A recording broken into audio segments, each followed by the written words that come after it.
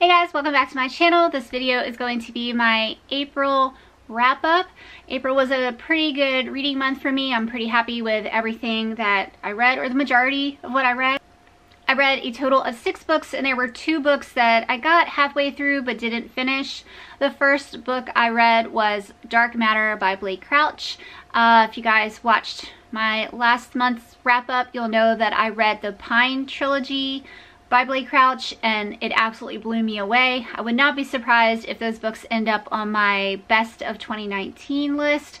So I was really looking forward to jumping into Dark Matter. Dark Matter was really good.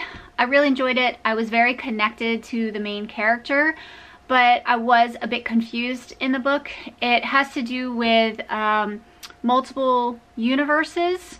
And for me, parts of it were kind of hard to follow, and the reasoning and how things were working the way they were working, I just didn't really get. But as I said, I was really connected to the main guy, and I wanted things to work out for him and be happy for him. So I didn't like this book as much as I liked the Pines trilogy, but I will definitely be reading more Blake Crouch in the future. I think he has another book coming out very soon, probably this month, and I think it has to do with Dark Matter, so I will definitely be picking that one up and continuing on with the Blake Crouch trend. The next one I read is a short story from Daphne du Maurier. It's called The Birds. It's a very popular movie by Alfred Hitchcock. I grew up watching the movie. I've seen it a million times, and I love the movie. So I picked up this book not too long ago because I'm a huge Daphne du Maurier fan. The story itself was fantastic, but I was pretty surprised to find out just how different it was from the movie. It seems like Alfred Hitchcock just kind of took the basic premise of birds attacking people and went his own separate way and made a whole brand new story, because the movie and the book are nothing alike. So I kind of liked that I got a different story out of it, and I liked her story, but I think I preferred what he did with it more than what she wrote. But I also find it kind of annoying when people make movies based off of books. They change the whole story, but they keep the name. I feel like he shouldn't have called it The Birds, because it really wasn't her story. But I'm getting sidetracked. Both are fantastic. You should read the story and watch the movie. And I give the story 4 stars. Next I read We Have Always Lived in the Castle by Shirley Jackson. Again, another one of my favorite authors. I really love her writing style. She's got a very beautiful style. This one was kind of tough for me to give a rating to or really know how I feel about, because through 99% of the book, I absolutely loved it. I was completely hooked on the story.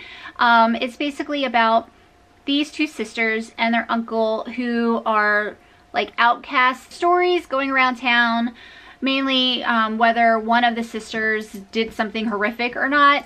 I don't want to give too much away. But I loved the writing, I loved the sisters, I loved the story. I was completely hooked. But I feel like the ending really left me wanting. I didn't get answers that I really wanted at the end. And so when it was finished, I was kind of like, huh, like, okay, well, all right. I just was left with this big question mark. And so I didn't love the ending of this, but the rest of the book was amazing. So I just don't know how I want to rate this one. But I would definitely recommend reading it because the majority of the book is amazing. I also read Screaming Science Fiction Horrors from Outer Space by Brian Lumley. This is one I picked up on a whim from my library because I'm trying to get more into science fiction, and so I figured science fiction and horror would be a great way to go. And I was right. This book was so good. I'm really glad that I picked this up. It's a short story collection, and there were a couple stories in here that really upset me and made me feel a lot of things, made me think a lot of things. There was one in here about a man who could feel the pain of the world, and that was so upsetting to me and so sad. And then there was another one about multiple universe or parallel dimensions, things like that. And it really freaked me the hell out. And I have recently discovered from reading Dark Matter and then this story in here, and then I just watched an episode of The Twilight Zone, the old ones in black and white, with my daughter, and that one had to do with multiple dimensions as well. And I've realized that that's one of my biggest fears. I am utterly terrified of just randomly walking down the street in my own world and then popping out into a different world where things are mostly the same but kind of different. I find the idea of that to be absolutely terrifying. If I ever popped out into a different world, I don't even know what I would do. I would probably just sit on the ground and cry. A lot of these stories reminded me of like Twilight Zone episodes, so if you are into that sort of thing, I definitely would pick this up.